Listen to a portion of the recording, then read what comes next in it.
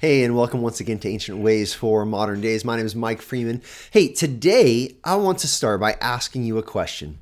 What kind of brother or sister in the Lord are you toward those who are potentially dealing with difficulties because of their faith? We actually see that put on full display in today's passage. We're going to look at 2 Timothy chapter 1, verses 15 through 18. And these words, these ancient ways, they really give a picture of two different ways that we can treat those who are going through difficulties, especially difficulties because of the faith. Let me show you what I mean. Chapter 1, verses 15 through 18 says, "You are aware that all who are in Asia turned away from me, among whom are Phygelus and Hermogenes. May the Lord grant mercy to the household of Onesiphorus, for he often refreshed me and was not ashamed of my chains.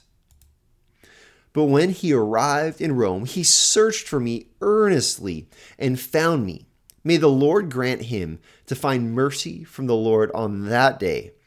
And you well know all the service he rendered at Ephesus."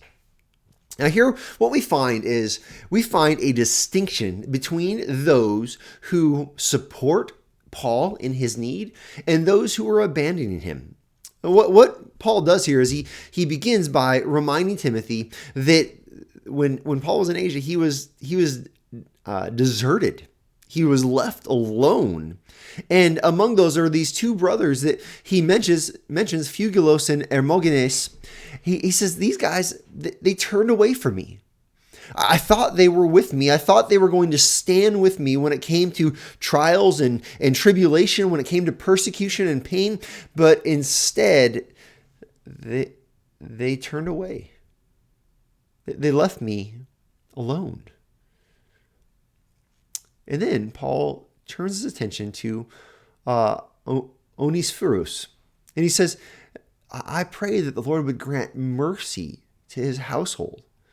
It says that this brother, he refreshed me. He was not afraid of my chains. In fact, it says, when he arrived in Rome, he searched for me earnestly and found me. This means Paul was maybe imprisoned on the outskirts of town. He wasn't in an easily accessible location.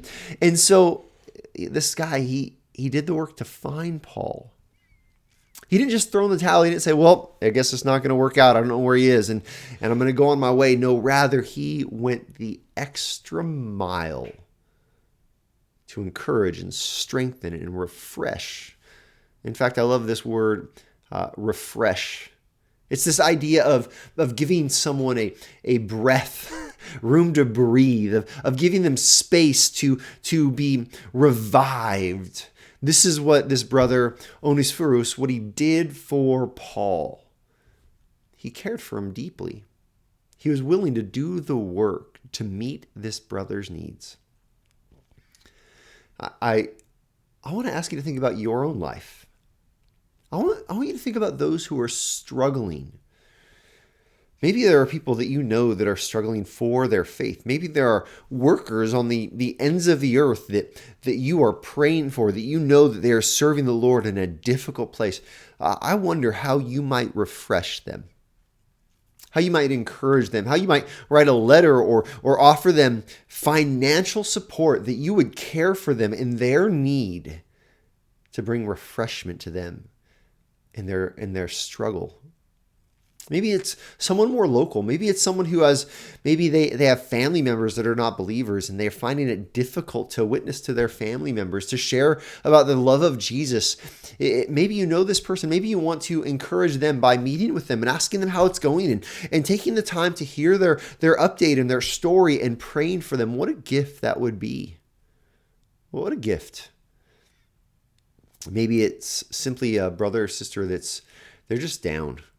They're overwhelmed with the burdens of life. It's not necessarily because of their faith, but you know that they are struggling deeply. What would it look like for you to find a way to refresh them, to relieve them, to give them just a little bit of space for them to catch their breath, the space to breathe? See, this is one of the beautiful things about the church. We as a church are to be those the world knows we are disciples of Jesus because of the way we love one another. Paul here is saying that he had a brother in Rome, Onesiphorus, who loved him in a way that was remarkable. Look, you and I are to be those who love our brothers and sisters in the Lord in a way that is remarkable. And when we do this, it not only encourages them, it not only builds them up, but it helps us to walk in the good works that were prepared for us, and it testifies to the watching world about the genuine love of Christ.